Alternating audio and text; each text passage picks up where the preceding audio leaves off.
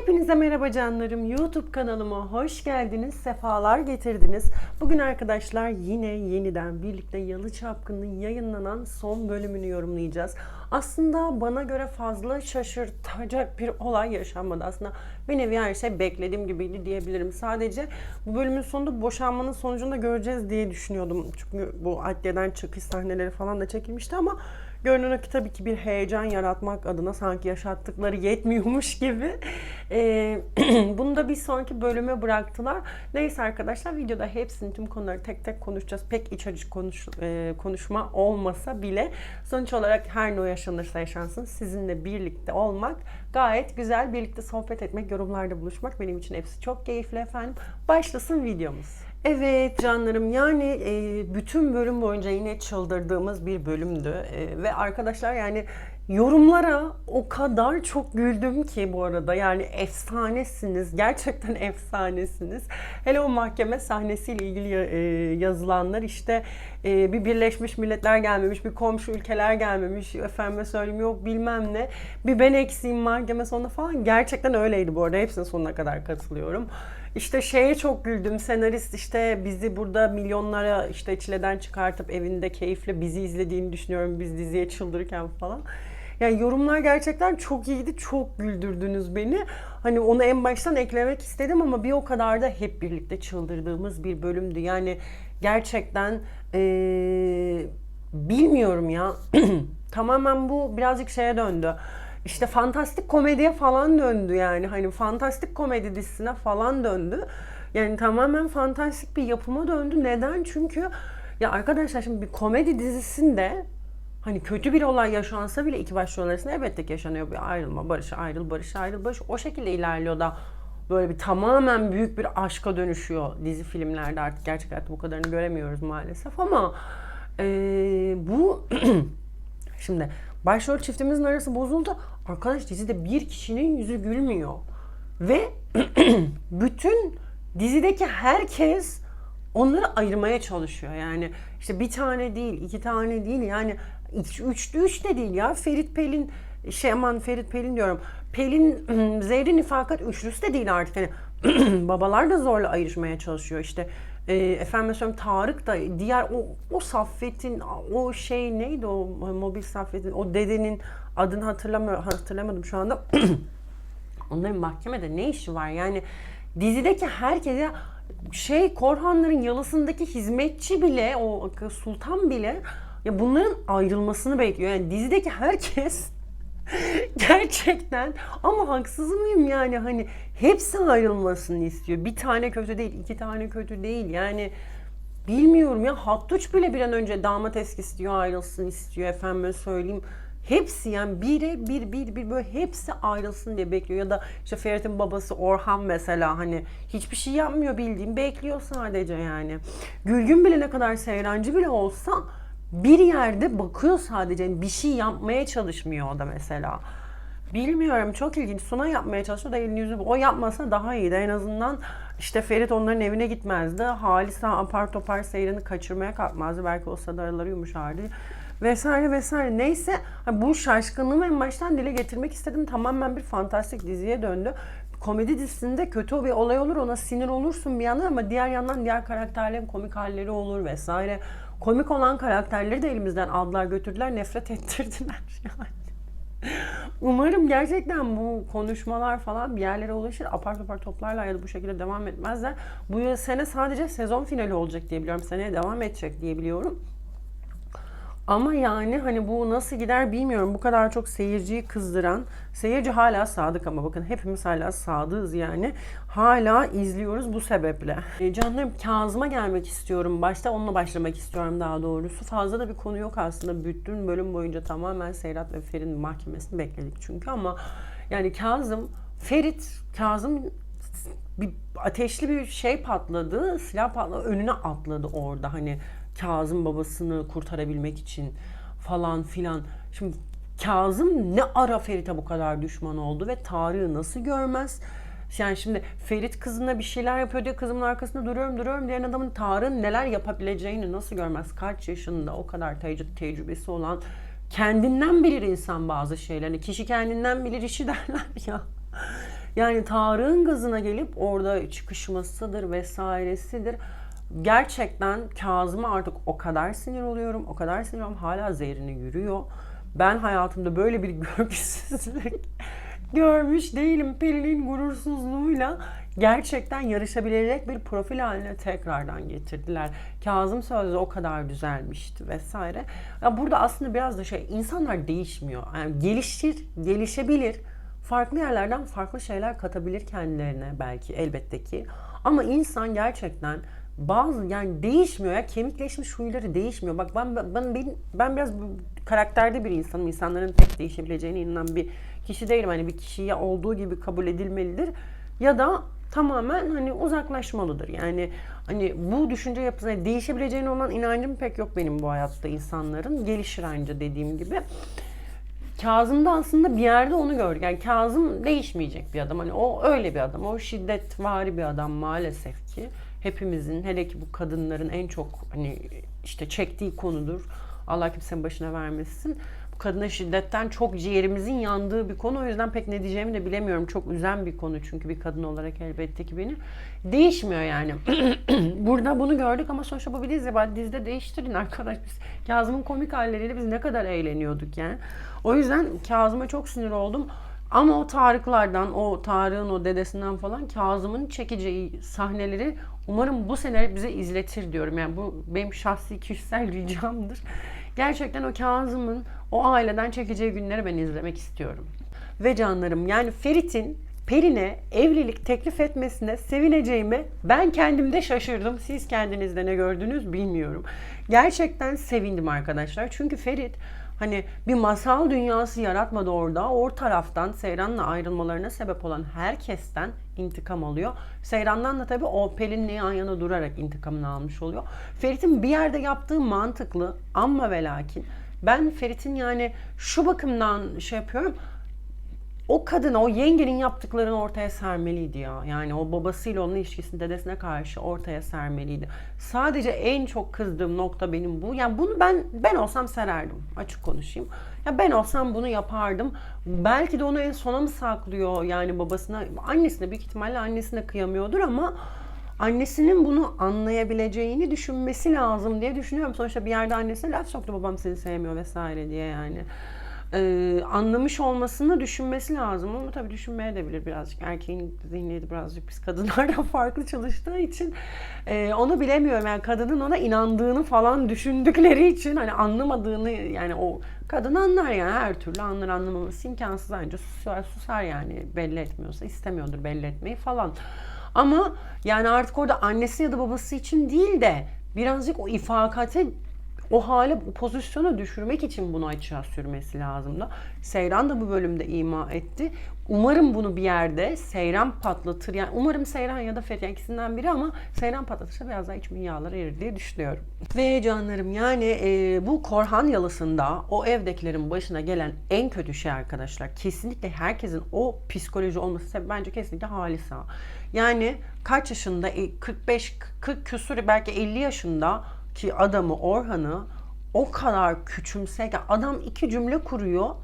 Abi 10 tane şey, yani hakarete bedel bir şey, yani 10 tane cümleli bir hakarete bedel 2 normal cümle kuruyor, ortalık buz kesiyor ve kişi, yani Orhan'ı, evladını nasıl söyleyeyim, yerin dibini, yerin 7 kat altına sokacak bir hakaret ve bunların evdekilerin hepsi o şekilde. Gerçekten başlarına gelmiş en kötü şey Halisa diyorum. Halisa'daki tek şeyi, sevdiğim şey arkadaşlar, sadece bana herkes dürüst olsun, elimden geleni ben zaten yaparım diyor ama sen sana dürüst olmasını, yani olunmasını hak eden bir karakter değilsin Halisa. Yani sen dürüstlüğü hak etmiyorsun. Gerçekten dürüstlük de bir yerde hak edilmesi gerektiğini düşünüyorum artık. Çünkü sen o kadar çok şey yapıyorsun ki o insanlar o psikolojiye bürünmüş, psikolojileri bozulmuş yani bir yerde. Ya iki tarafın da çok haklı olduğu ve haksız olduğu yönler var, elbette ki hatalar var ama bilmiyorum ya, Halisa'dan ben iyice soğudum diyebilirim ya. Yani gerçekten çok soğudum. Umarım Hattuş da aradı falan, telefonu açmadı. İnşallah dönmez onu Hattuş ya. Gerçi Hattuş'a da çok kızgınım ama artık kime kızacağımı şaşırmış durumdayım yani dizide. Ve canlarım gelelim konuşamadım yalnız. Gelelim hala arkadaşlar, bu arada yani hastalığın hala bir kırıntıları kaldığı için 10 gün oldu ama hala tam toparlayamadım. O O sebepten böyle bazen söyleyeceklerim sürüşüyor dilimde. Gelelim Seyro'ya arkadaşlar. Yani Seyran, bilmiyorum ya artık. Yani Ma ile Seyran'a çok sinirliyiz. Hepiniz çok sinirlisiniz. Yorumlarda onlara da baktım. Yani ne bileyim, adam Ferit onun için tokat yedi. Dışarıda işte buluşmak istedi. Ferit heyecanlandı. O ise ablası için, işte yardım için geldiğini söyledi. Ferit kendi boşanma noktasında başkasını birleştirmek için çağırdı. Orada ayrı bir yıktı. Ondan sonra Yalı'da işte Seyran işte Halis getirdiği zaman Ferit'in orada hiçbir suçu yok ve çırpındı, bağırdı, çağırdı, kavga etti herkesle. O odaya ses gelmiyor mu? Geliyor elbette ki, yani zaten tahta ya. Ahşap Yalı, yani her yerden ses çıkıyordur oranın. Yani hepsinin bütün sesi orada ayrı bir duydu. Ondan sonra otopark sahnesinde, hele ki o Tarık'ın yanında olarak ayrı, yani 4-5 yerde defalarca kez imza atılırken hiç yüzüne bile bakmadan imzayı attı falan. Tamam, orada zorla getirilmişti ve çok kötü odaya kapatılmıştı. Orada bir şey diyemem ama sonuç olarak Ferit'ten ayrılacaksın. Sana onu yapan o adam. Dede orada onu yapan. Orada Ferit'e elini uzatıp gel buradan, ailenden ve ailemden bırakıp gidelim falan bir yere, bir şey, yani en azından bir şey, bir durur insan, bir yüzüne bakar en azından. Hiç bakmadan imza attı, hani bitti diye defalarca kez. Hani bunca şey, hepsini tekrar saydım yani baştan aşağı. Kaç bölümdür, belki hatırlamadıklarım bile vardır. Dönüyor ve o zaman o imza atmasaydı falan. Ya bilmiyorum. Ya bu kadar, yani böyle bir dengesizlik. Ya diyorum ya, artık fantastik diziye döndü yani, hani bir yerde. Artık komedinin K'si kalmadı, yani K'su kalmadı. O sebepten de çok ilginç ya. Yani üzerine bir de oraya gidiyorsun, kendi yapıştırdığı adamı bir tane. Yani çok komik geliyor. Gülme sebebim çünkü gerçeklikten çok uzak bir noktaya gitti dizi. O sebepten dolayı sadece gülüyorum artık. Artık gülerek karşılıyorum. Hani videoları da çekiyorum. Sizinle buluşmak istiyorum, sohbet etmek istiyorum. Yorumlar yazıyorsunuz. Yani cevap atıyorum. Bu arada bir önceki videomda çok fazla hani herkes geçmiş olsun yazmış. Hepinize kocaman öpücüklerimi yolluyorum buradan. Hepinize çok teşekkür ederim. Geçti çok şükür, iyileştim. Yani video çekmek istiyorum ama 50 tutulur. Yani şöyle bir elimi sallıyorum. Elime hiçbir şey gelmiyor, tutulur bir şey. O sebepten dolayı artık sohbet havasında geçiyor video. Ya Seyran tamamen saçmaladı arkadaşlar. Başlı başına bir saçmalamaydı. Orada adamsan adam gibi cevap ver falan. Yani adamlığına da hani şey yapıyor, dil uzatıyor bir yerde. Ve bir erkek için bu çok onur kırıcı bir şey olsa gerek. Hani bir kadının kadınına laf etmekle bir adamın adamına laf etmek aynı şey neticede. Yani benim için mesela çok gurur kırıcı bir şey olurdu. Empati kurduğumda. Gerçi bu dizide pek empati bilinmiyor ama. O sebepten dolayı Seyran yerlerdeydi. Umarım mahkemede bir farklı bir adım atar ama orayla ilgili düşüncemi en sona bırakıyorum. Ve canlarım, gelelim ifakate. Yani Ferit ona her laf soktuğunda bir içimin yağları eriyor. Ama her ne olursa olsun kadın bunların hiçbirini umursamıyor. Çünkü başlı başına bir kötü arkadaşlar kadın. O sebepten dolayı tamamen bir şeytan boynuzlarımı, şeytan işaretlerini yapıyorum. Tam başlı başına bir şeytan çünkü o kadın. Umurunda bile değil. Defalarca kez bozulması. Önemli olan, çünkü kadın direkt mutlak sona odaklı. Sonunda benim istediğim olacak mı? Yani o aradaki süreç, ne hakaret yediği, nasıl aşağılandığı, ne bileyim nasıl diklenildiği, nasıl yoksa, bunların hiçbir kadının umurunda değil. Önemli olan kadının istediği sonuçta oldu mu oldu, bitti. Hani amaca giden yol amaca giden her yol mübahtır diyor, çünkü o karakterde bir kötü çünkü amacına ulaşıyor, sadece aradaki süreçleri hiç umursamıyor. Bu sebepten dolayı yani hani Ferit eğer sonunda amacını, yani intikamını yapabilirse eğer, yani hani şu anda tamamen seni gıcık etmek için baktı Seyran tamamen gitti, orada vazgeçerse, ki tamamen gitmeyecektir zaten illaki. Hani okey, ama yani sonuç olarak fakat o seviyor falan, ben çok gıcık oluyorum. Sonunda tabii ki de fakat amacına ulaşamayacak. En sonunda Ferit ve Seyran birleşecek, yani neticede bir yerde birleşmesi lazım. Öyle değil mi arkadaşlar? O sebepten dolayı bilmiyorum yani nasıl olacak. Sonuç olarak ben sinir oluyorum. Yani sinir olduğumla kalıyorum. Artık o günler gelsin diyorum. Çok uzattınız artık, yeter diyorum. Bu arada mahkeme sahnesi... Abi, Tarık'ın orada ne işi var? Saffet'in orada ne işi var? Bu dedenin orada ne işi var? Tarık'la Saffet'in annesinin orada ne işi var? Efendime söyleyeyim. Başka abi, babalar orada, analar orada, kardeşler orada, uşaklar orada, dedeler orada. Yani Bilmiyorum ne yapıyorlar mesela, ne yapacaklar, oradan çıkıp gece kulübü falan mı gidecekler? Hani ikisinin de boşanalım falan, yani boşandıklarından emin olmak için ya hala psikolojik baskıyı aslında bir yerde, hepsinin orada olması sebep psikolojik baskıyı devam ettirmek için bir yerde.